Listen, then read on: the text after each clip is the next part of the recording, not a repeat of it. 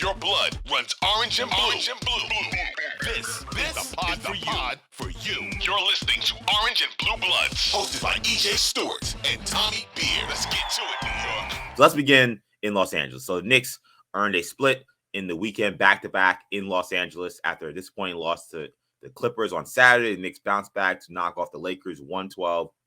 The Knicks got breakout performances from RJ Barrett and Julius Randle. Both guys struggled in the first two games of this West Coast trip that began in Sacramento on Thursday. Randle led all scorers with 33 points, 8 rebounds, 5 assists in this one. RJ Barrett finished with 30 points in this game. He had 13 in the fourth quarter, 20 in the second half.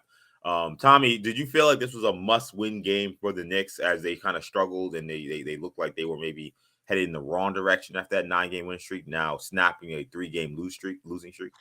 Yeah, I don't know if I'd attach the must-win label to it, but I think it was, if it wasn't a must-win, it was as close as you get to such a characterization. Like, this was an important game for the Knicks, make no mistake about it. Not only did they want to avoid a 4-game losing streak, but it avoided the possibility of going 0-4 on the road trip, potentially with a loss to Portland on Tuesday and coming home on a 5-game skid and just really trending in the wrong direction. If Miami, again, 2 games left with Miami, only 12 games left in the schedule, that would have inched them a little bit closer. We know the Nets are playing much better. They've won 5 of 6, as we mentioned. Mm-hmm. It's basically a tie for the 5 and 6 seeds in the East between New York and Brooklyn. So yes, while it wasn't a make or break, needed game where if they lost, it didn't have quite. I don't know if we would attach the severity level of like a 5-alarm game, but this was a very important one, especially after how poorly Randle played Saturday, and not just played, but handled himself. I thought this was an important game for a team to bounce back. And yes, the Lakers were without LeBron James, but they had won 4-5 and were playing, some of their best basketball without LeBron, their best basketball this season. So it was a tough game, second night of a back-to-back, and just kind of showed, what this Knicks team is about. We'll talk about, you mentioned Randle and Barrett, obviously the 2 30-point scorers. Knicks wouldn't have won without Randle getting off to another hot start, 18 points in the first quarter. Incredibly, with the Knicks still have 12 games left in the season, he scored more first quarter points than any other Knick in franchise history. He moved past Carmelo Anthony during the 2012-2013 season Sunday night. So he had, Randle getting the team off to a great start in the first quarter, in the first half, 25 points, and then RJ carrying him home in the second half. So obviously those are the, kind of the 2 headliners. But I thought really the supporting cast was huge in this one, particularly. We'll talk about Josh Harden. He always, he's been fantastic since the moment he arrived. But I thought, in particular, the contributions from Isaiah Hartenstein, despite the fact he didn't score a single point, and Deuce McBride, Deuce's defensive intensity, running at the passing lanes, 3 steals. He just kind of upped the intensity, ratcheted up the effort level from the Knicks, whenever he was on the floor, which was essential. 11 boards for Hartenstein, a couple steals, a block. He really just did a good job protecting the ball.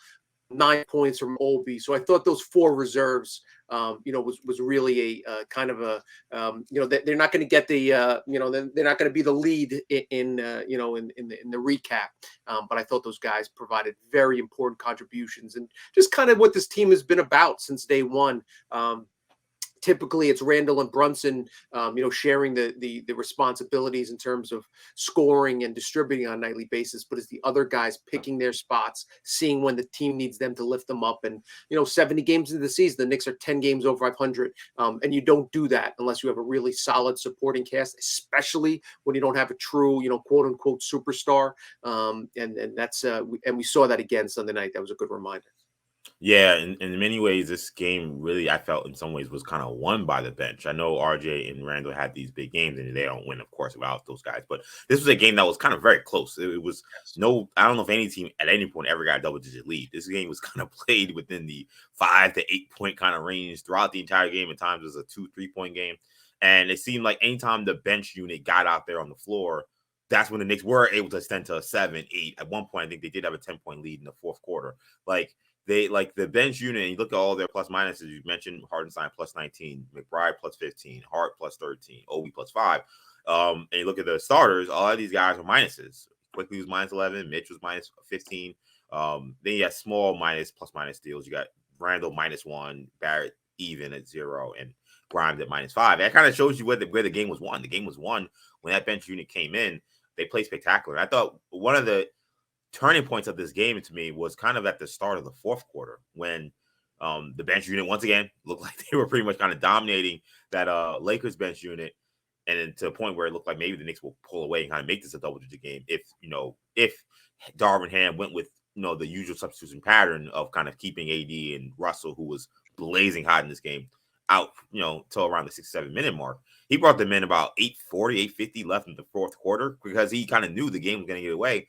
And credit to Tom Thibodeau. I really expected him to counter that move with throwing Randle and throwing quickly those guys back in the game, and he didn't do that. He actually kept Obi and kept McBride and kept Hartenstein in the game. Hartenstein, I think, ended up finishing the game, and the Knicks held their own against even the star players for the Los Angeles Lakers, some of their key starters in that time. I think it gave Randle and quickly some of these guys the blow that they really needed. And then they came in around the 6-minute mark, which is when they normally would come in, and they were able to hold on. So a lot of that had to do with the play of RJ Barrett. I mean, I mentioned 13 points in that fourth quarter. I think he had 11 points in the first 6 minutes of that fourth quarter. Why was RJ, in your opinion, so effective in that second half where he really took off? Yeah, I think it was just, him attacking the basket, not settling for as many three-pointers. The one three-pointer he did hit, obviously was very clutch late in the game, but he was just 1 of 8 from downtown. He just, got to the basket. It was one of the Lakers defenders, I think it was Austin Reeves, that talked about, we know he's going left. That's where he wants to go. It's just hard to stop him. And he was playing downhill. He's playing just, not settling, getting to the basket, and finishing around the rim, just as importantly, not only getting there, but making solid decisions once you got into the paint.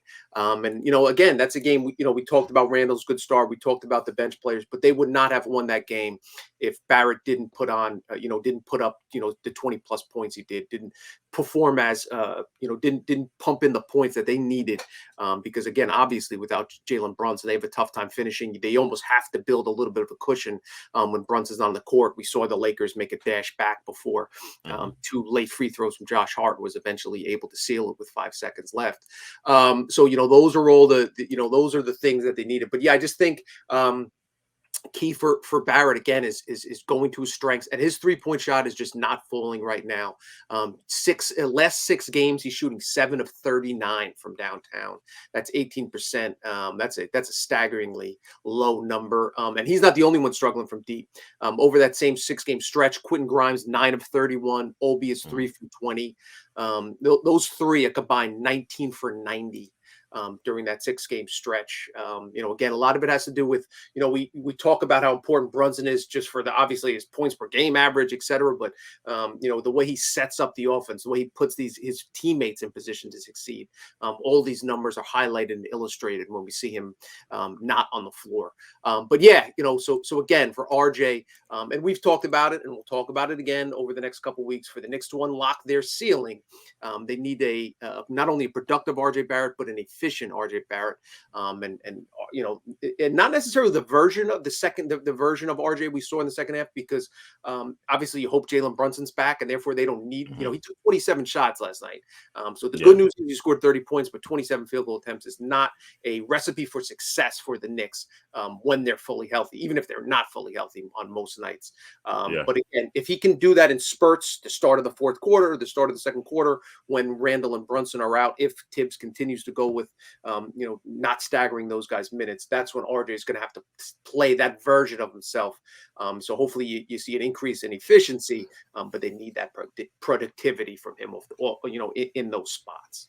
Yeah, I mean, it's why I said that RJ to me was the X factor on this team, even though there may be other options where you think, you consider them more of an X factor. But to me, it's like when Knicks get, I agree. You don't necessarily want that version that you had in LA if Brunson's out there, but if they get kind of a light version of what they got from Barrett in LA with Brunson back, the Knicks, I think, can go to the Eastern Conference Finals. I think that would be my ceiling for them, because he's extremely tough when he gets downhill and he kind of has a plan.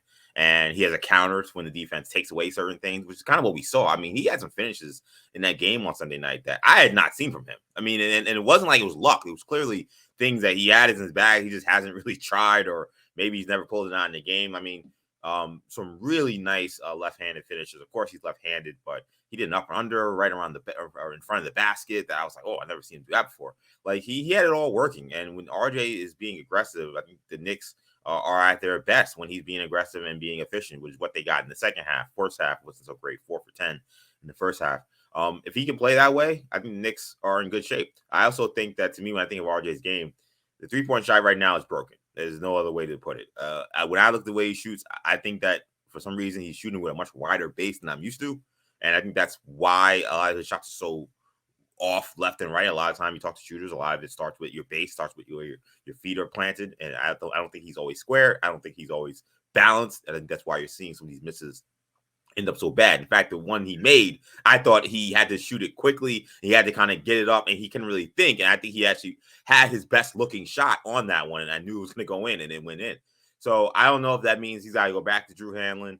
But what I would say is I kind of wish that RJ this offseason, assuming he's back on the team, he needs to either watch a bunch of Jimmy Butler or get in the gym with Jimmy Butler, who also is, I think he's with Chris Berkeley, not Drew Hanlon, but because Jimmy Butler just doesn't take those shots anymore. Like Jimmy Butler is kind of just eliminated the three ball in his game. Like he'll take it every now and then to keep defense honest, but he'll only take maybe one or two a game.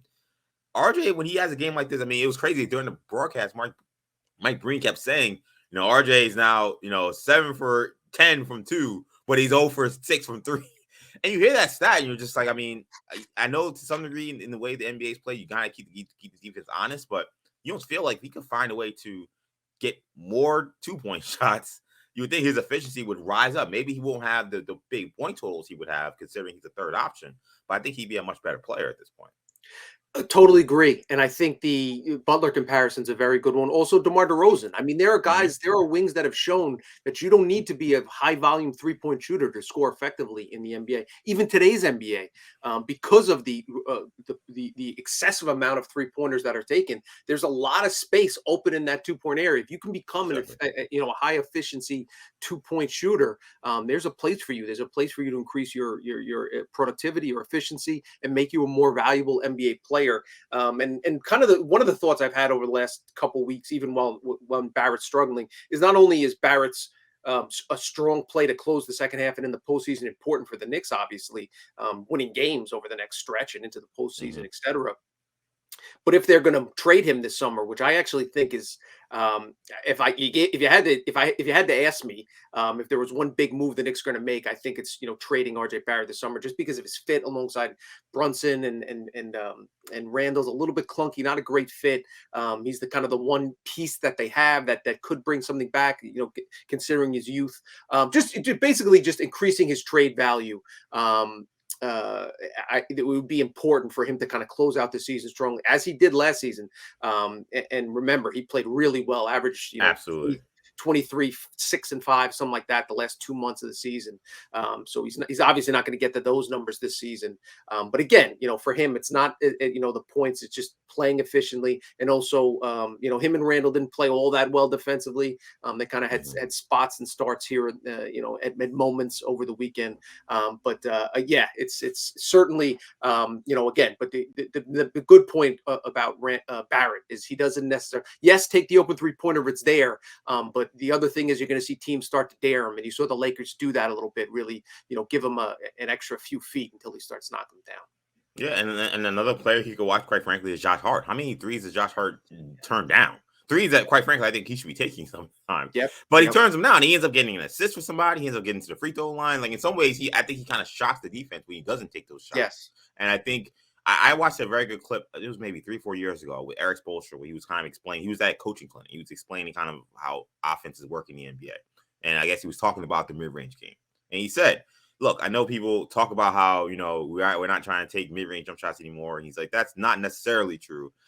We try to look for good shots everywhere. And you got to think at a certain point, if the defense is trying to take away the three, every defense in the NBA is trying to take away the three, well, then as an offense, you have to counter with what shots are open, what shots are they giving you.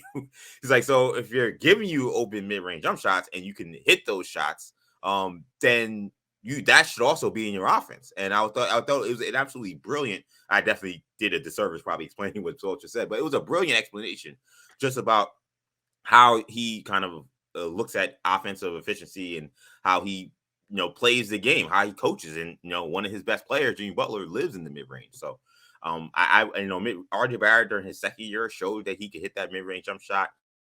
He had a couple games where he was hitting it. I don't know why he just he goes to it and then he just doesn't shoot it for another 2-3 months. I don't know. I don't get it.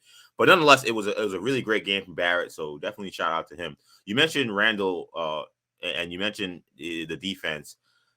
Are you confident after that game that Randle is back to being the Randle we've seen most of the season, not the player we saw with the clip in that Clipper game? And I don't even want to leave it to just the Clipper game because I thought that he wasn't maybe going crazy, but he kind of was off his rocker a little bit in that Sacramento Kings game. And he played extremely poor in the Hornets game. So to me, this has been, we said on this podcast, I don't care how many points he had. I thought he had a bad game against the Celtics. So in my opinion, I thought Randle was coming into this game, having played 4 miserable games, in the Clipper game seemed like a boiling point where he's got to be held back by Tom Thibodeau, which I'd never seen before. Multiple teammates trying to get him to calm down. Are you confident that Randle's kind of put that aside and maybe that was the worst moment of the season and now he's kind of back? Or what are you thinking of after seeing that Randle blow up we saw on Saturday? We'll see. I'll just say this. The Knicks and Mr. Randle are lucky we didn't record a pod on Sunday, that this wasn't a typical game where we would record after because Randle would have got obliterated on this particular podcast because he cost the Knicks that game on Saturday night. For those that may have missed it or just recapping, 0.3, less than a second left in the third quarter, Knicks up 1. Randle foolishly throws an elbow in Mason Plumlee's face, gets hit with the technical. So now instead of the Knicks going to the fourth with a lead, they're Paul George hits the tech. Plumlee hits both free throws. Yeah, they call it foul on him. Yeah, exactly. So now the Knicks are down 2 points heading into the fourth quarter. And then that's part of a 14-4 run for the Clippers. The first 6 minutes of the fourth quarter, Randle's pouting on the end of the bench with his arms folded. During this 14-4 run. And again, as you noted, right after he got hit with that technical, he loses his mind, screaming at coaches, screaming at Fournier, looked at a time, screaming at Knicks security personnel. Tibbs has to literally put him in a bear hug, quickly tries to calm him down, doesn't work. Fournier tries to calm him down, doesn't work. Johnny Bryant, kind of gets him off in the corner, looked like tried to calm him. Some of the other assistants tried to calm him down, doesn't work. He's fuming, he's steaming. You just can't have that. As a professional basketball team, unsurprisingly, the Knicks come out kind of just on their heels in the fourth quarter, and Kawhi and Paul George put him away. The Knicks' margin of error without Jalen Brunson's very small. The Knicks' margin of error with Jalen Brunson is small relative to the other top teams in the East. And again, the Knicks have been one of the better teams in the conference, in the league for the past 3 months. Without Jalen Brunson, it's flat out minuscule. Yeah, it's microscopic without Jalen Brunson. Without Brunson on the floor. So that type of stuff can happen.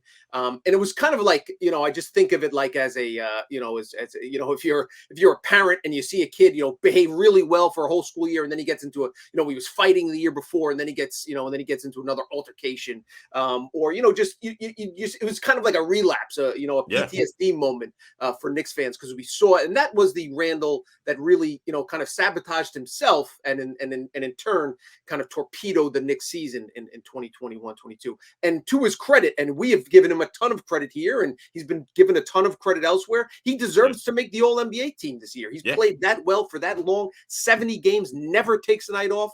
And some of that emotion is part of what drives the success. It's kind of the same, the reason people knocked AI was because he took so many shots, but that, again, that was part of built into his fabric, built into his DNA, was his, his ability to think he can make any shot at any time. And so with Randle, it's part of that competitiveness, but yeah, you're right. He was teetering, it looked like, for a couple games there with the Kings. And it just, you got the sense that Mark Marcus Morris, if that game had been close and went into overtime, or or they needed, everybody stayed on the floor for the full, final 6 minutes, that like Marcus Morris would have got Randle to throw a punch, or I in know. some way would have got him ejected or suspended. So I thought, my thinking was, after Randle pulled that nonsense at the end of the third quarter, Tibbs should have benched him the entire fourth quarter. Yeah. He didn't. Tibbs should have called him out post game. He didn't. But that's kind of to be expected at this point. At this point in time, we know how Tibbs is going to handle Randle. But yeah, so as a roundabout way to answer your question, seeing is believing. I'm going to need Randle kind of settle down a little bit here. To his credit, came out strong Sunday night, kept his emotions in check. But that's things that he needs to do. When the intensity gets ratcheted up, because it's only going to get higher and higher and higher. We saw him struggle last year in the postseason. The year prior, when the Knicks had the 4 seed, he was terrible in that Atlanta series. And part of that is maintaining emotions, the deep breaths, and the things that we've given him credit for. Kind of changing his mental approach is what he's going to need to do over these final 12 games and when the postseason starts. So I'll just say, seeing is believing. Let's see if he can do it when the moments matter most. Yeah, I'll say quickly that that was alarming to me, because when I've talked about Randle's career with the Knicks and that turn that happened after the Knicks made the playoffs and in that Hawks series, I felt like that Hawks team in some ways broke him. It wasn't just a physical domination. I thought it was a mental domination. I think the way they were physical with him, the way they talked about him during that series, the way they talked about him after the series, I just thought it sparked a shift in Randle from a personality standpoint that we saw a little bit in his first year, but it got dark in that third year. He was out of control, and I felt like it was deja vu on Saturday. It was Ty Lue in the pregame saying, we're going to put Marcus Morris on him and we're going to be physical in them all game. And I was like, wow. I was shocking to me that they would just say that right before a game like that. And I was like, okay, that's a little interesting. I haven't seen anybody talk about Randle like that before a game this season. Let's see how he handles it. And then in the game, Morris is talking trash to him. He's beating him up. He's being physical. Plumlee's being physical, throwing him around. Randle was just out of control with the refs. I'm like, again, a game where he could have easily been thrown out with how much he was complaining. And then you see the incident happens at the end of the third quarter.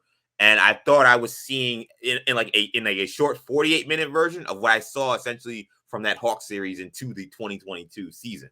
So Randle, now to his credit, he was able to kind of shift gears very quickly into the Laker game and play really well for the most part. Like, I think that that was an interesting first half where I did see some not closing out on defense, not boxing people out.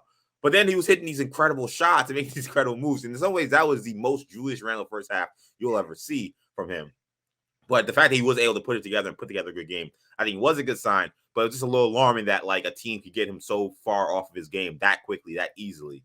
And for him to go right back to where he was last season, despite all the good things about the fact that he's smiling more and all that stuff. All that went away real quick as soon as he wasn't getting his way and the team was able to get in his head and get physical with him. That cannot happen because that's what playoff basketball is. That's what he's going to see in a couple of weeks. So he can't react that way. It's unacceptable.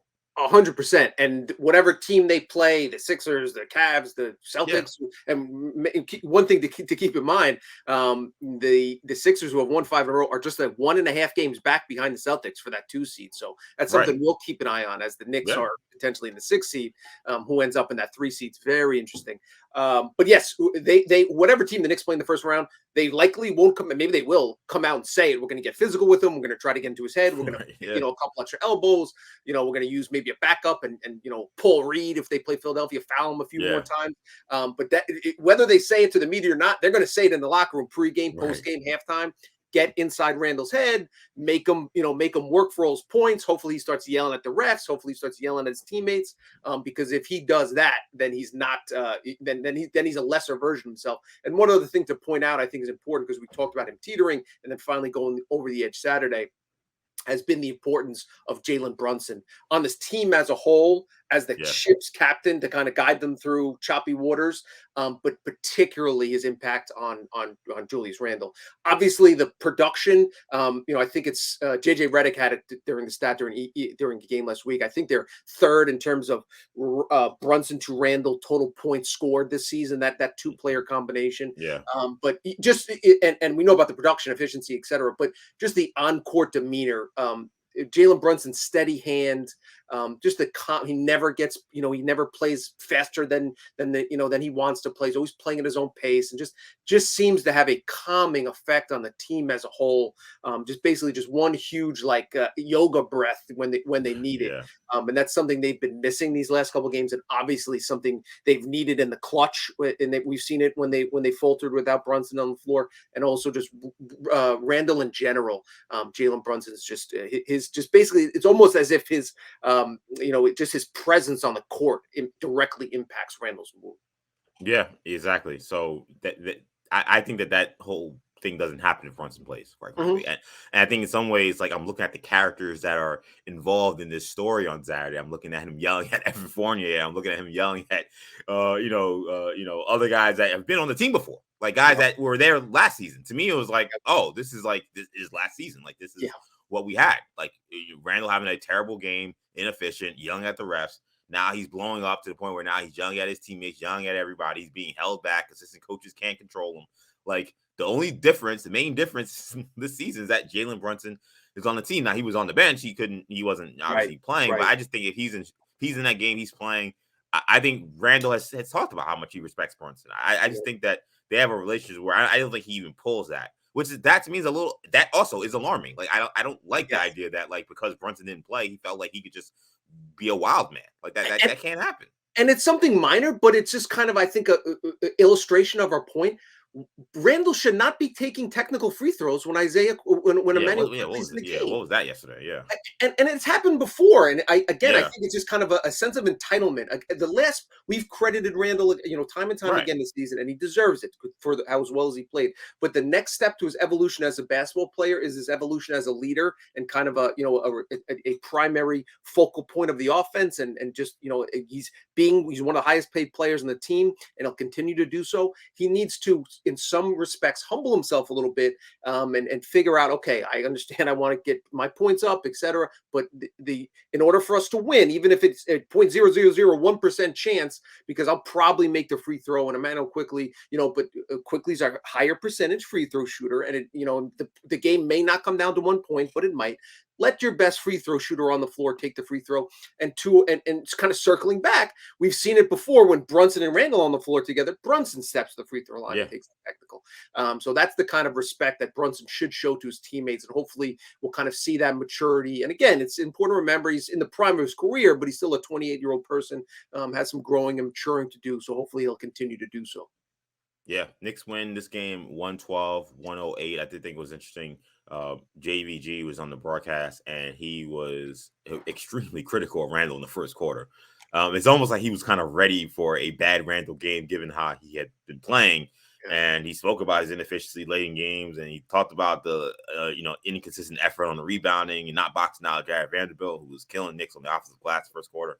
And in some ways, I really loved it because, sometimes we kind of get in this world where it's like, oh, if a guy has a good season, you just can't say anything bad about him or how he can improve or how he can continue to still help the team. And there you got, one of the greatest coaches ever coached the Knicks telling you why Randle needs to get to another level. What is keeping Randle back from getting to the, perennial All-NBA, real superstar level that the Knicks, quite frankly, need. And it was very refreshing, I think, to hear some of the commentary from Van Gundy on that game on Sunday. So true. And it's a good point. And it harkened back to last year. There was multiple national television games where Van Gundy destroyed Randle as harsh as any, saying literally saying you cannot have this from your best player. You cannot have this from your highest player. The team you're a losing team if this player is this effort is represented. And honestly, putting on my kind of tinfoil hat for a minute, I've thought, dating back to that last season, we know Tibbs refuses to admonish Randle in any way, shape, or form, no matter the offense. We have a history of that now, 3 years. Yeah, I think, and I'm speculating here, that Van Gundy is speaking for Tibbs, kind of saying that these two are close. These two have a long long relationship dating back to the 90s with the Knicks. So I think Van Gundy is expressing, he's not conjuring that up out of thin air. And he Right. watches enough basketball to have his own opinions, but I certainly wouldn't be surprised if he's getting some of that behind the closed doors coaching staff commentary from the Knicks and saying, "Hey Jeff, like maybe light a fire under Randle." See, we won't say it, but let's see if we'll see if he hears it from somebody else. If how he kind of digests. I mean, it is interesting because you're not going to get an MSG because James Dolan yes will not stand for that. So correct. So it's interesting. I actually had different tinfoil thought. I've kind of thought that maybe this was Van Gundy kind of angling his way to show why he should be the next Knicks coach. Like, when this thing eventually, falls apart or whenever it just doesn't work out with Tibbs, him saying, "Hey, this is why, if I was doing this, things would be different." And I don't know so both I think could be interesting theories, but that's an interesting one. But let's